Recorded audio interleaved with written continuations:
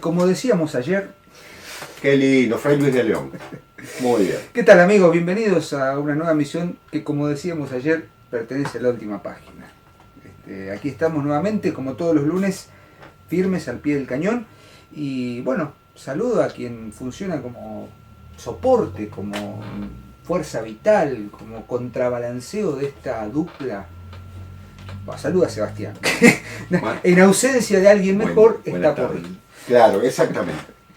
¿Cómo les va? Yo soy el puntito en el jean blanco, nada más. No el otro punto de la diéresis. Claro, exactamente. Pero bueno, aquí estamos difundiendo nuevamente bien, muy contento, como hemos dicho más de una vez. ¿Es una carga para usted esto? No, al contrario, es un momento de liberación. Ustedes piensen que nosotros somos docentes y trabajamos de eso, básicamente, vivimos de eso. Claro. Y poder sentarnos a hacer esto es un placer, y es un placer recibir el cariño y las observaciones que ustedes hacen de cada uno de nuestros programas. Mirá, ¿te acordás, Seba, cuando empezábamos y mirábamos y decíamos, llegamos a 100 visualizaciones, llegamos a 500 visualizaciones en 2 semanas, y de pronto estamos llegando a más de 1000 en menos de una semana? Yo quiero tener 1 millón de amigos. Bueno, no vivimos de YouTube, gracias a Dios, por suerte no vivimos de YouTube, no pensamos vivir de YouTube. Exacto, tranquilo. Hemos aclarado muchísimas veces que si nosotros hacemos un pedido de colaboración es a los fines de que ustedes reciban un producto mejor y más acabado, en lo que respecta a audio, en lo que respecta a iluminación, a imagen, pero nada más, no queremos hacerlo porque tampoco queremos estar atados a la tiranía de tener que hacer un producto que responda a los cánones y a los parámetros de YouTube, porque primero es muy aburrido, porque nos repetiríamos, aunque pueden decir que es repetitivo lo que hacemos. El duelo verbal, como dijo alguna persona, ¿no? Que se aburren del duelo verbal, pero bueno, ya tenemos un sello, ya tenemos una impronta, y queremos mantener eso y queremos respetar ese tipo de formato, ¿no? Alguna vez tal vez mejoremos un poco la postura, qué sé yo, cambiaremos la disposición, mejoraremos el audio, pero la esencia. Yo me estoy dejando caer el pelo para el verano. Lo estoy dejando caer y me estoy dejando crecer la panza. Es el matrimonio. Es el matrimonio, sí. Yo si quieren me tiño, no sé. Vuelva a su cabello negro. Por ahí tiene el cabello negro. Sí. Hermoso. No importa. Castaño. Castaño, sí, verdad. Y con muchos rulos. Bueno, eso déjelo porque tiempo va. Era mi impronta helénica. Sí, claro. Bueno, más que helénica, bueno, no importa. Vamos, dejémonos de pavada porque después nos retan. Cuando empezamos a pensar los temas y la organización, la producción de La Última Página, ciclo 2020, tercera temporada, nos propusimos hacer un podcast. Y el podcast va a tener otro formato, va a tener otra forma de difusión, pero dijimos, ¿qué hacemos con el podcast? No tenemos realmente los recursos ni el tiempo para hacer un podcast semanal. Vamos a hacer una serie,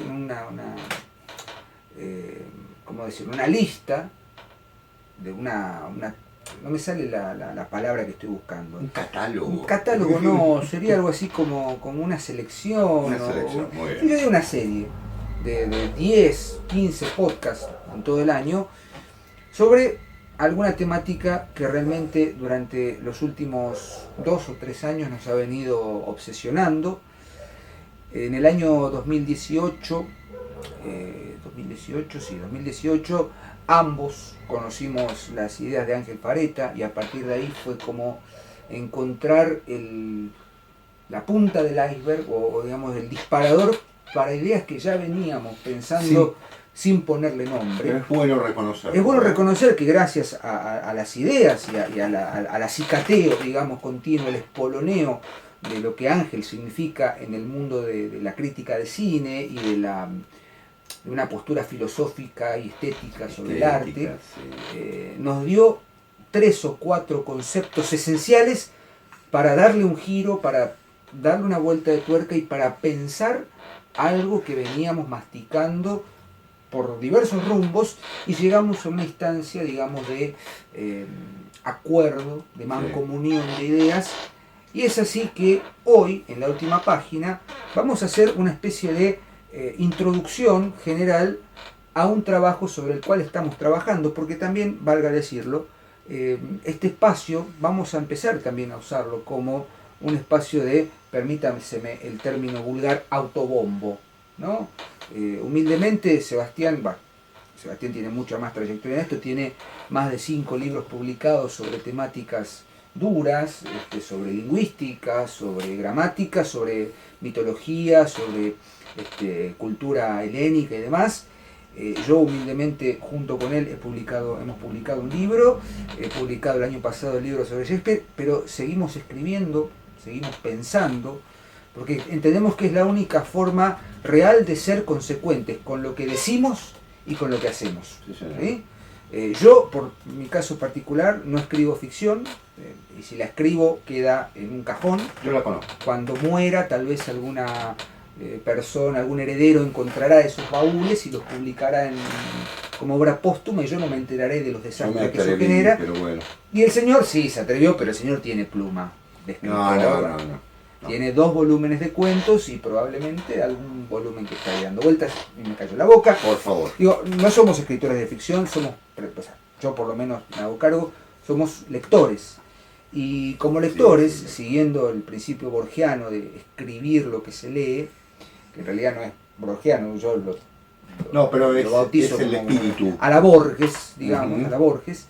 Hemos decidido tomar este espacio con el podcast para presentar los prolegómenos, si se quiere, de un futuro libro que se está escribiendo, que se está pensando y que tiene un nombre muy particular. Entonces queremos empezar a tirar algunas líneas para lo que se viene en el podcast, y vamos a hablar hoy, Seba, de la suspensión de la certeza. Así se va a llamar. Título que obviamente responde a un programa literario, un programa temático, es muy programático el libro en ese sentido. Sí. Corregime, Seba, si estoy diciendo alguna barbaridad, pero ante la proliferación de historias de la literatura que hay, de distinta índole, con distintos enfoques, humildemente nuestro objetivo es sentar las bases de una historia de la literatura condensada, localizada, focalizada a un periodo muy particular de la historia cultural, filosófica, estética y literaria de la historia del ser humano. Sí. Y en ese sentido me parece que pensar en el concepto de la suspensión, Uh-huh. dejar en suspenso, dejar detenida la idea de una certeza, tiene detrás toda una construcción que necesita ser desarrollada. Y es lo que vamos a desarrollar en el podcast, ¿no? Vamos a empezar a hablar un poco de qué entendemos por la suspensión de la certeza, por qué necesitamos suspender, detener el periodo de la certeza absoluta, y cómo la literatura, sobre todo en 100 años muy particulares, Uh-huh. 100 años muy particulares, fines del siglo XVIII, fines del siglo XIX, se plasma como una herramienta o como una punta de lanza para reaccionar en contra del imperio de la certeza.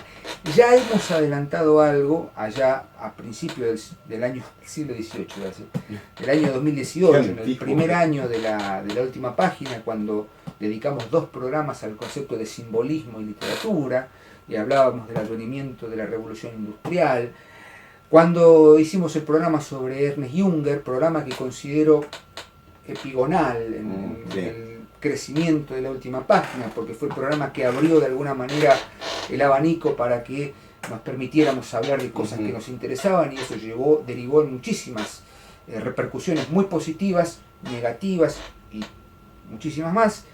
Pero no importa, eso es lo bueno, ¿no? Venimos como anunciando un poco esto, pero básicamente lo que nosotros queremos plantear, Seba, como quiero que me acompañes en esto, Sí. es esto que está pasando o que ha pasado en la historia de la literatura, y que forma un cambio de paradigma, y que forma, por supuesto, una revolución y un momento, lo hemos dicho en el programa dedicado al realismo mágico, que a veces el esplendor de una cultura es eso, es un estallido La civilización. de la civilización. Es muy spengleriano el término. Ya hablaremos de Spengler en algún momento.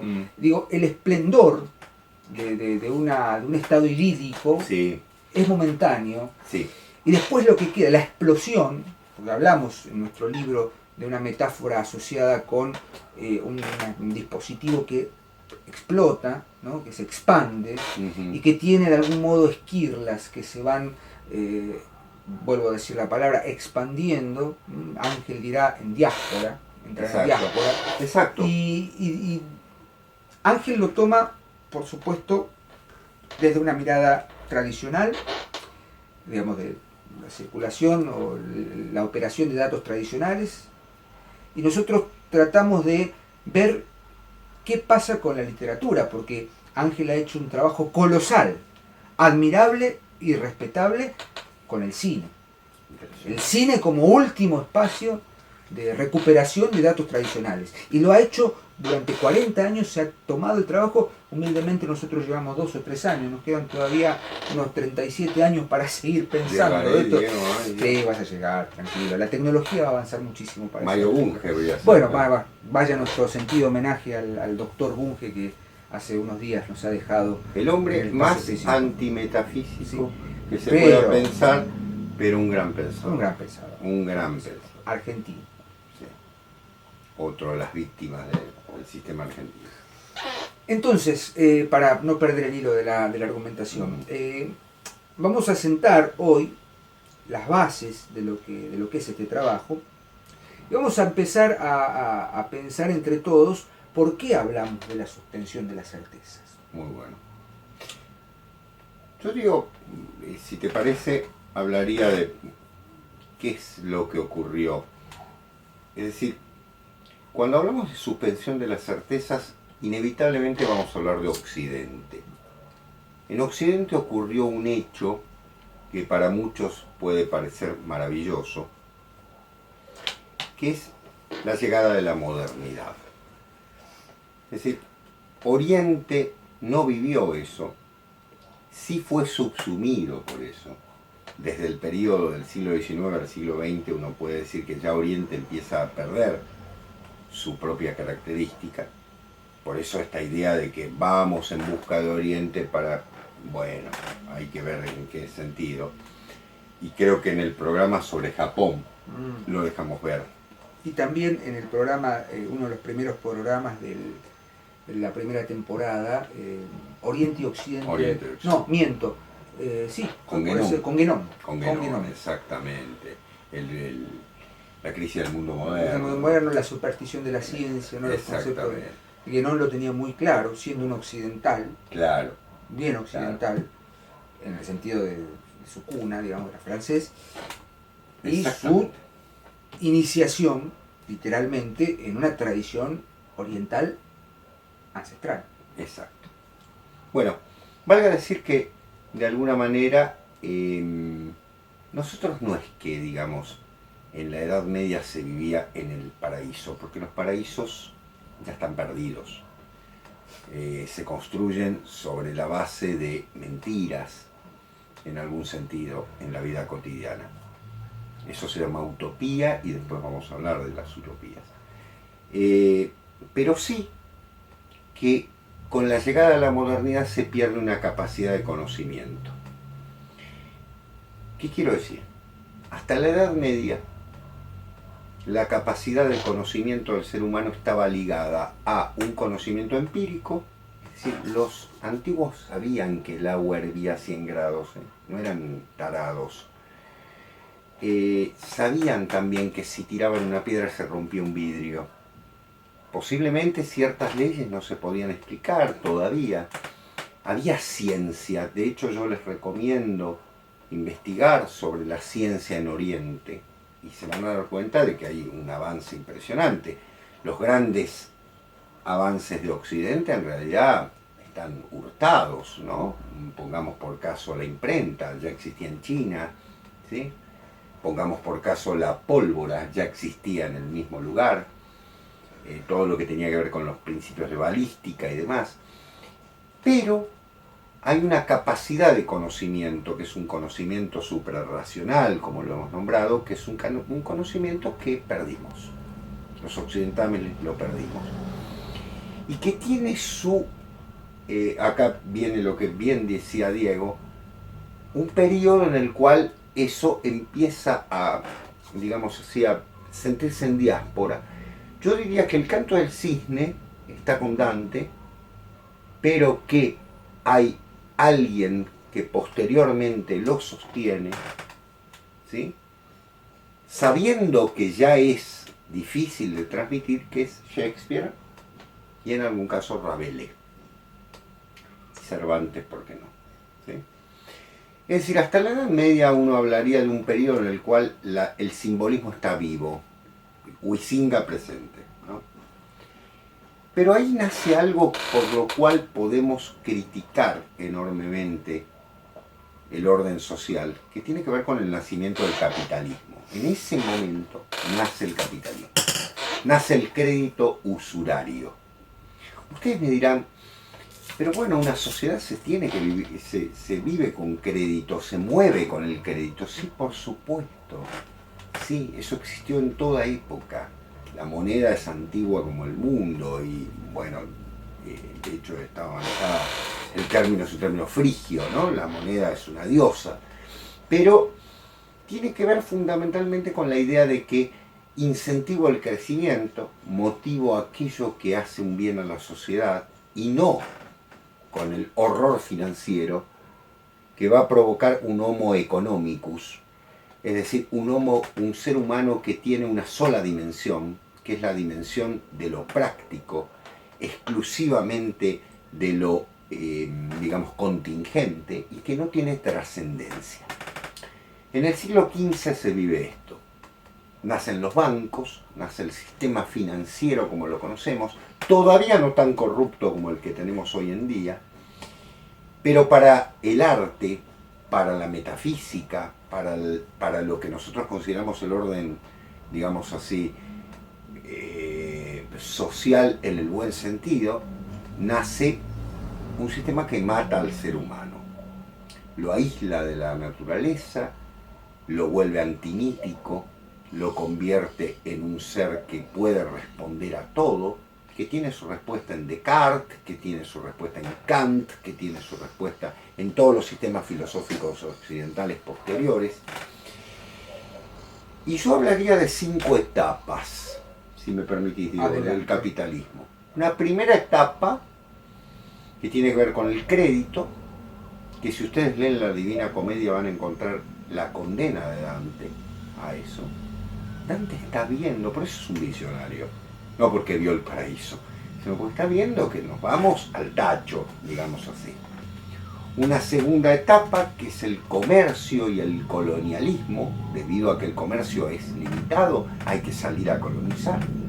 Una tercera etapa que es la industrialización, con la revolución industrial, y entonces el colonialismo se convierte en masacre. Una cuarta etapa que es la, digamos así, la movilización total, ¿sí? Hasta ese momento la guerra era para los guerreros. En la Primera Guerra Mundial se moviliza a toda la población, hombres, mujeres y niños, ¿sí? Y es el Imperio Austrohúngaro el que va a ser más golpeado, como ustedes bien saben, porque en última instancia todo se disuelve, pero el Imperio Austrohúngaro es el que más se disuelve. Y una quinta etapa que es la que estamos viviendo, que es el fin del ser humano. Es decir, la llamada globalización. La globalización. Nosotros no somos específicamente afectos a decir la literatura es parte de un discurso social y demás. Pero no podemos negar que en Occidente es un discurso social. Y que evidentemente la literatura quiere ser entendida como un discurso social. Cuando en realidad, por eso Diego hablaba de un periodo, la gran reacción contra eso se va a dar hacia fines del siglo XVIII y hasta fines del siglo XIX, con una serie de autores que van a entender que lo trascendente, que aquello que nos une con el cosmos, que aquello que es metafísica pura, que no tiene nada que ver con las elucubraciones metafísicas de una persona, sino con reintegrar al ser humano con el cosmos y fundamentalmente con la experiencia personal, pasó por la literatura en Occidente, ¿no? En Occidente. De Hölderlin a Mallarmé, de Hoffmann a Baudelaire, de Rimbaud estoy pensando en el italiano y no me acuerdo el nombre. Leopardi. Gracias, Diego. A Leopardi. Hay un momento en la literatura en la que se comprende que ese desgajamiento del ser humano de una tradición tiene un lugar. El lugar se lo da la literatura previo a las vanguardias. Porque las vanguardias ya vienen a ser una especie de happening, de diversión, de fiesta, que en algún sentido aleja todo. Y por eso Ángel habla del cine. O sea, es decir, eso va a canalizarse. Y en ese sentido valga decir que la literatura fantástica cumplió una función clave. La literatura de los periodos románticos, simbolistas y me atrevería a decir pre-vanguardistas lo cumplieron, que es ni más ni menos que lo que Roberto Calasso llama ese periodo en el cual están los dioses presentes. La escuela pagana. La escuela pagana, exactamente. Lo hemos dicho, es casi fundacional de la última página, don Beto Calasso. Claro, exactamente. Cuando nosotros empezamos este programa, vayan a ese, con una edición espantosa.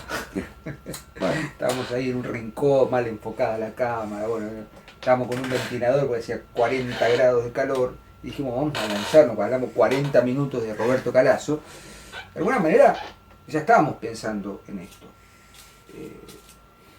Y como vos decís, Eva, perdón que te corte, no, por te interrumpa, hay en esos 100 años, como bien decís, de Hölderlin a Mallarmé, de Hoffmann a Baudelaire, me olvidé de Poe. Bueno, en el medio, Poe, obviamente, hay algo que está pasando en la literatura, desde el romanticismo, obviamente, que como bien dijiste, Seba, todo tiene como un momento de explosión, digamos, de expansión de la base predicacional, por así decirlo. En Dante es como el último, digamos, es el botón que detona, hace detonar todo esto, y llega hasta el simbolismo. Sí. Y nuestra pregunta es, ¿qué está pasando ahora? Claro, ¿no? ¿Dónde están las esquirlas? ¿Dónde están las esquirlas de esa bomba? Y ese es el objetivo de nuestro proyecto. Pero quiero aclarar una cosa importante, que es el sentido de suspender la certeza. Muy bien. Porque, ¿qué pasa? Como bien expusiste, Seba, una magistralidad admirable respecto del capitalismo y sus etapas, brevemente. Obviamente esto va a estar desarrollado en el podcast, pero digo, hay algo que empieza a dominar. René Guénon lo llama la superstición de la ciencia, ¿no? El positivismo, que va a dar pie de pronto a otras escuelas filosóficas, al estructuralismo, por ejemplo, ¿no? Al postestructuralismo. Digo, el positivismo viene a instaurarse como el imperio de la certeza, de lo comprobable. Y el siglo XIX es el imperio de la certeza. ¿Mm? Y como toda imposición, encuentra sus resistencias. ¿Dónde? ¿Dónde las encuentra? En la filosofía, en el arte y por ende en la literatura. Entonces nuestro proyecto es pensar, digamos, meter la cuña, poner la cuña, donde corresponde encontrar esos espacios de resistencia ante la certeza que viene a obturar la mirada del mundo mítico, la mirada del mundo en el que lo sagrado y digamos lo humano convivían en armonía. Obviamente, como bien dice Seba, no había una visión totalmente naif de la realidad, ya existía una protociencia, ¿no? Se fabricaba vidrio, se sabía que, qué sé yo, si una piedra se tiraba al río no flotaba, pero no la madera sí. ¿Cómo se construyeron las pirámides, Diego? Pero eso corresponde también a un grupo de civilizaciones que, sí, en el Valle del Indo, como una cosa ahí medio que... Digo, en Occidente existía, las catedrales se construyeron la masonería, sin ir más lejos, en principios en los que había que tener una certeza físico-matemática, ¿no? ¿Y cómo? Pero ahí había una certeza con un objetivo claro. Uh-huh. ¿Qué pasa cuando en el siglo XIX, merced a la revolución industrial más absoluta, estas certezas comienzan de algún modo a convertirse en imperios? Uh-huh. Empiezan a convertirse como en la única verdad y la única realidad posible. Se anulan, como bien decía antes, se obtura todo tipo de visión trascendente y suprarracional. Y ahí es donde entra la literatura fantástica, donde ingresa el romanticismo a plantarse no solamente como un grupo de jóvenes poetas, el Sturm und Drang, ¿no? Que vienen a manifestar, los chicos rebeldes. No, claro. no solamente eran eso, no solamente eran chicos rebeldones que venían a... Digo, un Hölderlin, está bien, pongámoslo por caso, pero un William Blake, romántico inglés, iniciador del romanticismo inglés, bajo ningún punto de vista era un muchacho de pelo largo que venía a rebelarse contra el sistema. Es un místico. Es un místico. ¿Y qué místico? ¿Y qué místico? Y que está pensando, y que está viendo, porque William Blake vivió el pasaje del mundo rural, de la campiña inglesa, digamos, del mundo en el que convivía la armonía con la naturaleza, a de pronto ver el crecimiento de las chimeneas, de las industrias, y ver el humo gris que conforma las nubes de Londres. Digo, Blake lo vivió en vida. Sí.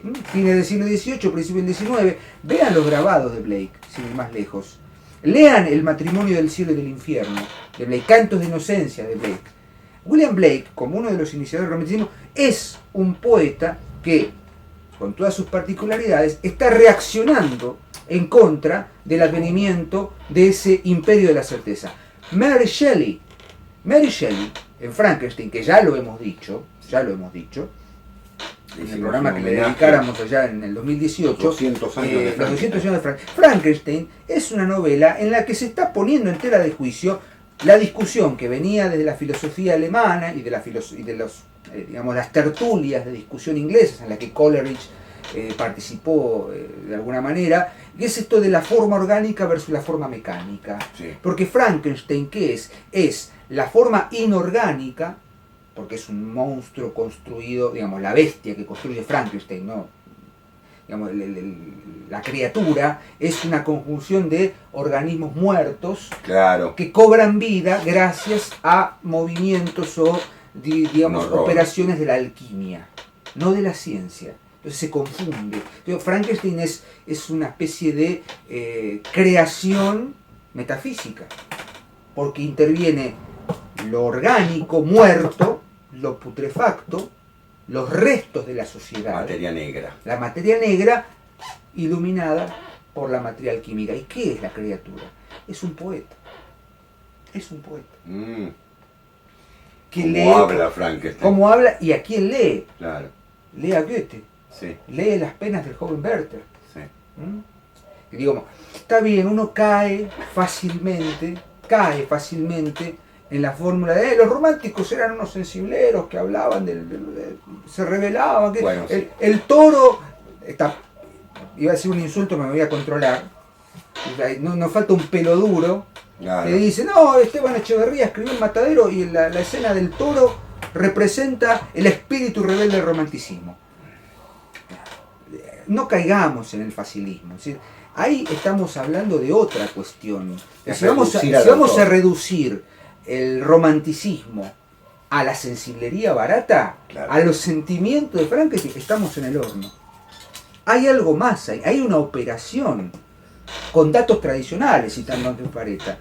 Y Mary Shelley lo sabía, como lo sabía su esposo, Percy Shelley, como lo sabían todos los románticos, como lo supieron los románticos alemanes, los románticos ingleses, insisto, y llega a un punto culmine, que ya lo hemos dicho en el programa de Baudelaire, que es el advenimiento de la modernidad. La modernidad es el imperio total de la certeza. Exactamente. De la certeza mal entendida, por supuesto. Claro. Entonces, cuando nosotros pensamos en suspender la certeza, estamos pensando en un proyecto en el que pensemos ¿Qué pasa con la literatura y en qué medida la literatura viene a representar o viene a figurarse como un foco de resistencia en contra de algo que está destruyendo el origen propio del ser humano? Momento en el que el ser humano era uno con la física. Metafísica en griego es metatafísica, lo que está más allá de lo físico. Y macana que los griegos sabían lo que era eso. Digo, Parménides, Heráclito, Anaxímenes, Tales de Mileto, etcétera, etcétera, los presocráticos, Platón inclusive, hasta que de pronto el imperio del racionalismo viene a decir nada más, lo único comprobable es lo verdadero. Y ahí estamos perdiendo, y de la mano de eso viene el capitalismo, y todas sus etapas, el mercantilismo y todas sus etapas, y viene sobre todo un mundo en el que lo que importa es lo comprobable. Bueno, nosotros queremos pensar de qué manera la literatura, en esta etapa, en esta explosión y en sus esquirlas, viene a manifestarse como una reacción y una búsqueda de recuperar el paraíso perdido. Exacto. Claro, porque de alguna manera yo hace muchos años que escucho, incluso a colegas, yo te propongo, discúlpame, sí, digo, hacemos un pequeño corte. Dale. Para recuperar un poco de energía, para que esto se extienda un poquito más, porque nos fuimos un poco de tema, y damos algunos corolarios. Ya estamos de vuelta con ustedes. Adelante. Estamos de vuelta, tenemos que hacer estos cortes porque, bueno, para el podcast va a ser obviamente otro formato, no vamos a acordar, pero bueno, decía Seba que has escuchado a algunos colegas. Claro, que hablan en cierto modo con cierta alegría de las utopías. Y las utopías son un producto del capitalismo. Es decir, las utopías surgen, piensen ustedes, en el siglo XVI. Tomás Moro, Campanella, etcétera, etcétera. Las utopías del jesuitismo, que en algún momento las vamos a trabajar también, tienen que ver con hacer un paraíso, un mundo ideal acá. En realidad, hacer un mundo ideal de esto es imposible. ¿Por qué? Porque los seres humanos somos imperfectos, y no estoy diciendo nada nuevo. ¿Qué quiero decir? Construir una sociedad perfecta es construir algo que invoca desde el comienzo la destrucción del ser humano. Sí que tengamos como oriente, yo puedo pensar en el horizonte de la utopía y demás, pero en realidad las utopías, si ustedes se fijan, son siempre de carácter material. Vamos a hacer una sociedad en la que no haya tales cosas. Uno piensa, ¿y dónde está realmente la fuerza trascendente de eso? O sea, que todos tomen el colectivo, que todos tengan trabajo, que todos tengan... Perfecto, ninguno de nosotros se va a oponer. Pero esas sociedades utópicas, si ustedes quieren, ya se desarrollaron. Y no voy a decir ni la Unión Soviética, ni Estados Unidos, ni el nazismo. Voy a decir Suecia. Sociedad en la que se logró un estándar ideal de vida. Y en este sentido voy a nombrar a un autor, lean a Henning Mankell, un autor de policiales, para ver justamente el empobrecimiento espiritual que tienen los suecos. Discúlpenme si algún sueco me está escuchando, pero realmente la sociedad sueca es una sociedad suicida. Subtítulos abajo. Claro, vamos a ponerlo en sueco. Es una sociedad suicida. No hay nada, está todo solucionado. Lo material está solucionado. Y entonces, ¿qué es lo que pasa? Que las utopías han generado, vienen a reemplazar lo que significaba el lenguaje simbólico de la tradición. Las utopías han significado la idea de encorsetar a una sociedad sobre la base de un principio social que en última instancia convierte al hombre, al ser humano, valga decirlo, en una máquina. Y el ser humano va a tener siempre una ansia de superación, siempre va a tener una ansia de trascendencia, incluso en el mayor de los sistemas explotadores como es el capitalismo, sea este de manera estatal, sea de manera privada o mixta, porque los tres son sistemas explotadores. Y entonces eso por eso nosotros hablamos de la suspensión de las certezas, y muy bien lo decía Diego, hemos pensado en que tal vez esa ansia estuvo en la literatura. No es nueva la idea, porque valga decirlo que don Roberto Calasso nos ganó de mano. Nos ganó de mano, y con sus 100 años que hemos tomado, hay allí un reflejo de una literatura que quiere hablar de lo trascendente. En última instancia, lo que se pierde hacia fines del siglo XIX es el lugar de la literatura.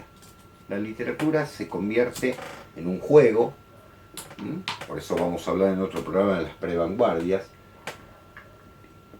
que juega de alguna manera con el lenguaje sin entender que el lenguaje puede ser la casa del ser, o que puede ser en muy buena medida el mensaje simbólico más atrayente. Es difícil decir que los seres humanos hemos perdido la capacidad simbólica. No hemos perdido otra, lamentablemente, la alegórica.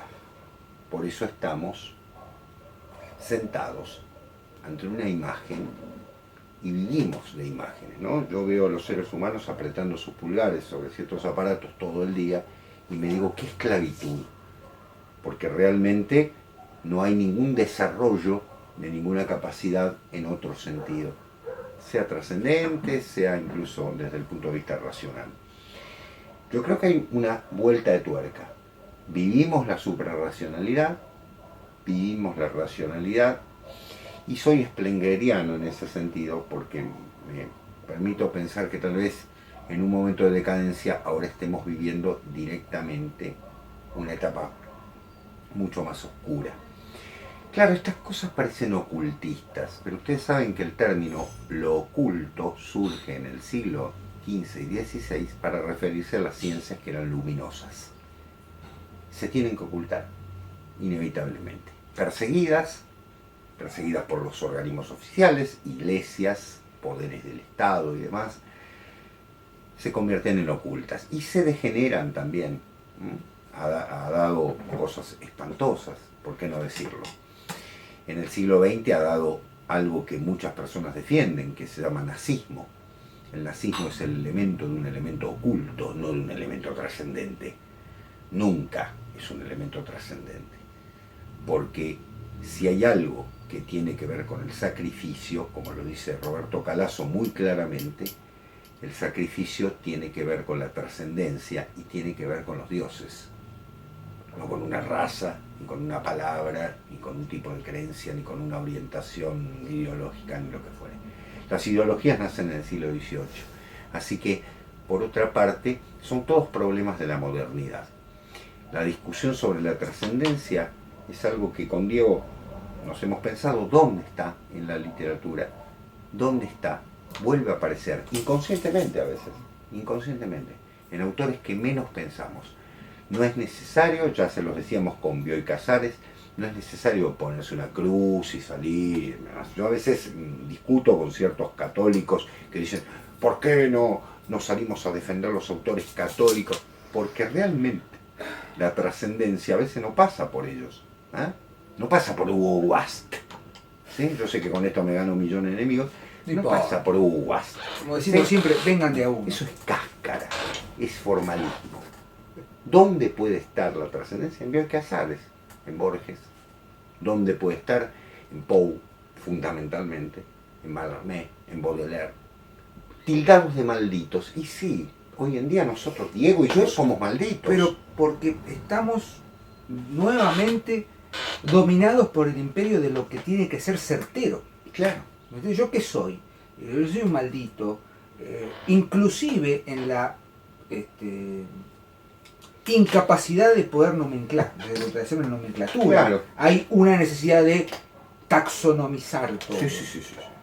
Es decir, bueno, vos, Es la modernidad. como dijo alguna vez algún colega, ¿y contra quién escribís? Eso es. ¿Por qué tengo que escribir contra él? Claro. Yo no puedo escribir desde Exactamente. algo. En favor de.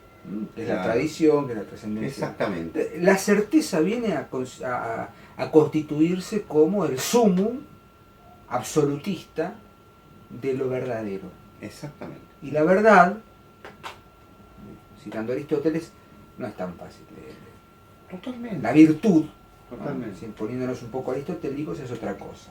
Dice Ángel, y le creo, que Hoffman fue a las clases de Kant y se aburrió. Se emboló. Se emboló. Claro, porque una persona que quiere racionalizar lo trascendente está cometiendo un error. Sí.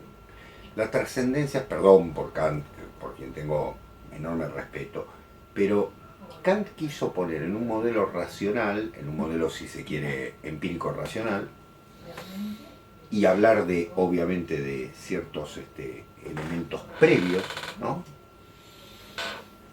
Algo que es ingobernable. El otro día, hablando con un común amigo, Diego, ya que estamos en esta, con el queridísimo Gustavo Manzanal, quien es una persona que en general es bastante escéptica respecto a estos sentidos, pero tiene trascendencia, porque Gustavo... Porque fue alumno de Valderrama. Claro, exactamente. Sabe que no pasa por ciertos cánones normales, estas cosas. Le decía, yo, humildemente, es tan enorme lo sagrado que querer reducirlo a un campo es querer meter el mar en una botella. Y realmente aquello que tiene que ver con lo trascendente solamente lo atisbaron los poetas, sea el de la Biblia, sea el del Corán, sea el de los Vedas, y también sean nuestros poetas, cuando son poetas, no como decimos siempre. Es decir, lo sagrado supera, no importa que, yo esto lo he discutido en escuelas católicas y demás, que me dicen, ¿por qué das tal autor que es un agnóstico? Porque trabaja lo sagrado, y lo trabaja mejor. Nuevamente No caemos lo reduce a la moralina. en la certeza. Algún apartado. Uno de los grandes problemas del catolicismo fue el Concilio Vaticano II. Entre muchos. Entre muchos, ¿no? Entre los muchos, de los demasiados problemas del catolicismo, el Concilio Vaticano II vino de alguna manera a tratar de... Y no somos sedevacantistas. No, para nada, para nada, me considero católico y demás, pero me declaro católico. No sé cómo ponerlo en palabras simples, pero lo voy a decir de la mejor manera posible. El concilio vino a, de alguna manera, desacralizar, con todas las pinzas que eso requiera, el rito. Claro. Entonces, al desacralizar el rito y al pretender que el rito es accesible para todos, llegamos a un punto en el que perdemos la noción de lo sagrado. Claro. Explicado perfectamente por Rudolf Otto en su libro Lo Santo o lo Sagrado. Y me parece que, no estoy diciendo que eso signifique el imperio de la certeza, pero de alguna manera responde a la inmediatez. Discutí el otro día con una persona muy cercana la idea de lo precario y lo inmediato. Digo, yo le decía que el lenguaje cotidiano es precario, y él me decía, no, me parece que es inmediato. No, la idea de la inmediatez, del querer llegar ya a la revelación, claro, es propio del camino fácil de la certeza. Exactamente. ¿No? De la racionalidad. Sí, señor. Todo se resuelve, como bien dijiste, moviendo los pulgares. Diego. ¿En qué capítulo estaba tal cita? A ver, lo busco en Google. Claro. Perdón que cite la marca, ¿no? La empresa. Y a veces los caminos son mucho más largos, y a veces hay que suspender, por eso la idea de suspender un poco aquello que... Pongamos entre signo de pregunta lo que creemos como verdad absoluta. Verdad, ¿no? Una cosa brevísima, que me surge ahora desde toda esta discusión, que es, los monjes budistas siguen 250 reglas por día. Alguien me dijo una vez, comentándoselo, me dice, esa gente no tiene libertad. Entonces yo le dije, ¿qué era la libertad? ¿No? Ustedes dirán, me puse en socrático. Y un amigo, el querido Marcelo Verón, me dice, no hay forma de ser más libre que seguir un ritual. Porque si ustedes lo piensan, los grandes creadores del siglo XX de la literatura siguieron enormes rituales. Alguien nos pidió un programa. Bueno, lo estoy diciendo. El grupo Ulipo siguió un ritual. Escribamos con 15 palabras una novela. No usemos la letra A. Veamos la forma de que los personajes sean dos y se muevan en un solo ámbito.